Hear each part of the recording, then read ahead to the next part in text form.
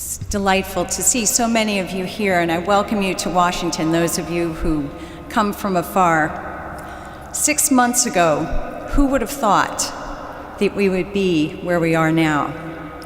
Who would have thought that we would have a pro-life administration in the White House? Who would have thought that the Mexico City policy would be restored, preventing America from funding abortions overseas? Who would have thought that pro-life legislation would be making its way through Congress with a president who will sign it? And who would have thought that we would have a Vice President of the United States joining us today on the Mall at the March for Life? And finally, 6 months ago, who would have thought that we would be on the verge of having a new pro-life justice appointed to the Supreme Court? That we would be, after that, just one justice away from overturning Roe v. Wade? Who would have thought? Well, God did, and God knew. And so our first order of business today is to thank God, to turn towards Him with hearts of gratitude for all that He has worked, for nothing is impossible with God. And we thank all those who've tirelessly kept the faith, who've stood in front of abortion clinics and prayed, who've sat for hours in crisis pregnancy centers, listening, caring, and helping women, who've been the volunteers who helped women after they've given birth, who accompanied them in the months and even years that followed. So we owe them a great debt of thanks too. But in truth, our job, our fight, is not over. It's not over because our hearts cannot rest until there is not one more life that is lost to abortion, and not one more mother or father who feels that they cannot care for a child and that the better option is an abortion. So not one more. This is the promise we have to keep, to fight until that becomes the reality. And so we can't fool ourselves that even with all these good things in the offing, the battle really is just beginning, the battle for life, for the sanctity of life. Because as we saw last week at the Women's March, the opposition is going to be hardened, furious, and undeterred. It won't be pretty, and we'll have to pray for those who are in those positions of public trust, that they will be strong, that they will be faithful to their convictions, that they will be faithful to that promise to the unborn and to those women and men who need our assistance, so that we will say and we will keep that promise of not one more. The fight, if Roe v. Wade does fall, we know that the fight will continue because it will just move to the states.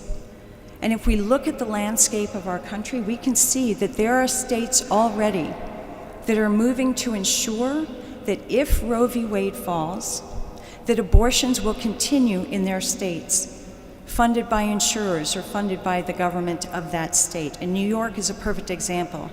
Governor Cuomo has already moved in that direction. So there's a lot of work to be done. So I want to leave you with a couple of thoughts. The fight is ahead of us, and it will occur on two levels. One, the culture, and two, in terms of religious liberty. In terms of the culture, we have a task to really call out the big lie that women cannot be equal unless we have abortion. Because that is a big lie, and that so many women truly believe, even though they see the unborn and they see this as a human, they say, yes, but I cannot work, I cannot support my family, I cannot do the things I need to do if I have an unplanned pregnancy. So we have to call that lie out. But the second part of that is we have to stand with them. Because when I talk to women who are facing unwed pregnancies, what I hear is fear. And I hear the words, I can't do it alone. And so for all of us here, that is our task, one by one. It's great to come to Washington, but it's what you do when you go back home, to stand with someone who's facing that crisis and feels so alone and needs to know in a very deep way they are not alone, and that we will stand with them, walk with them, help them, give them what they need. But we also need to do, like President Trump has done, calling out the media about not covering the March for Life. We need to challenge the media to cover the good work that's already being done, to cover the stories of the families that I know who have 8 children and adopt 3 more, the couples who open their homes to unwed mothers and help them and assist them, the young teens who go and who volunteer at the Missionaries of Charity to serve others, that pro-lifers do care about not just the unborn, but those who are born. And that's a story that's been going on for years. The truth is we do care and we are out there, and we need to challenge the media to tell that story. Why? Not to pat ourselves on the back, but because women need to hear that they are not alone, that we are with them, that we will help them, and that you are the hands and the feet of Christ in doing that. So those are some of the things we need to keep in mind as we turn to the culture to change those hearts and minds. But that's not the entire thing. We are also going to be fighting a lot of battles in terms of religious liberty, religious freedom. And so my husband, Seamus Hasson, who founded the Becket Fund, has a few words to say about that.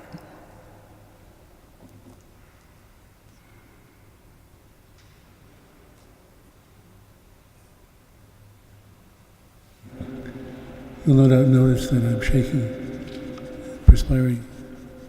It's not because I'm afraid of you. It's because I'm afraid of her. And this is Parkinson's. It's not a bad thing altogether.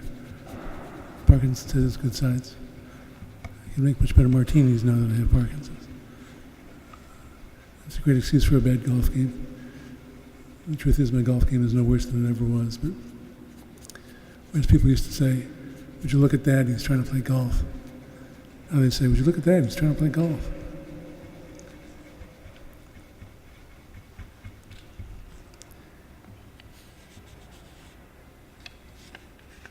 You no doubt noticed also, in a more profound way, that religious liberty is politically incorrect at the moment. And it's especially incorrect when the subject matter of the religious practice in question is life. Can you guys hear me in the back? Raise your hand if you can hear me.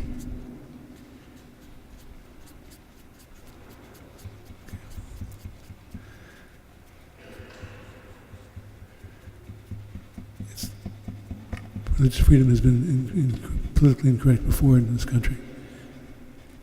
And let me tell you a story or two to demonstrate where it came from and why being politically incorrect is nothing new to it. The heroes of religious freedom in America are not Catholics so much as Quakers. And the religious freedom sometimes cost them their lives. So, for example, in the Massachusetts Bay Colony, they outlawed preaching Quakerism. And they had a series of statutes designed to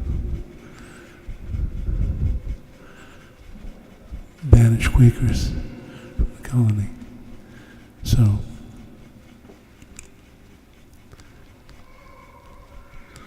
at first, anyone preaching Quakerism was to be banished, and if they returned, was to be flogged and banished. When that didn't work, they passed another law that said Quakers returning after being banished would have their left ear cut off. And then for a repeat offense, they would have their right ear cut off. And then for a repeat offense, they would have their tongue bored through with a hot iron. And these laws are enforced in America. And then for a final penalty, they passed a statute which said Quakers who returned 3 times would receive the death penalty. And the death penalty was enforced in the Boston Bay, Massachusetts Bay Colony.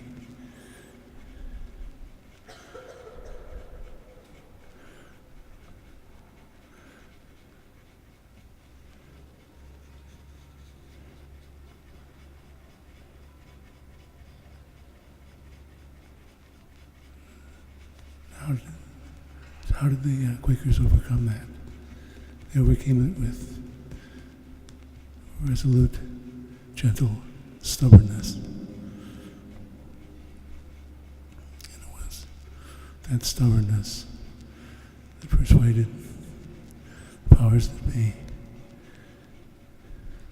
sometimes through pragmatism, sometimes through principle, but always through a resolute stubbornness, gentle stubbornness,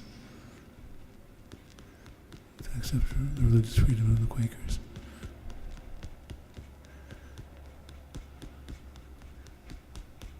And if you notice in Article 2 of the Constitution, where it provides the oath of office President Trump took the other day, the oath of office provides for someone to affirm as well as to swear. That's because of Quakers. The same Quakers who back then were subject to death in the 17th century were eligible to become president of the United States in the 18th century because of the stubbornness that they showed. One thing they did not show, however, was anger. And that's what I want to leave you with today, is that in the fight over religious freedom, there's a time and a place for strenuous argument, strenuous legal argument. And at that time and that place, in court, we'll make strenuous arguments. In the meantime, anger should be thought of more as a temptation.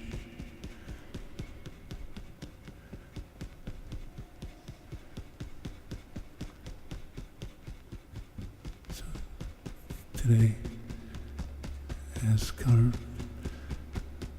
marchers, I want us to become angry. Please disregard that as a temptation.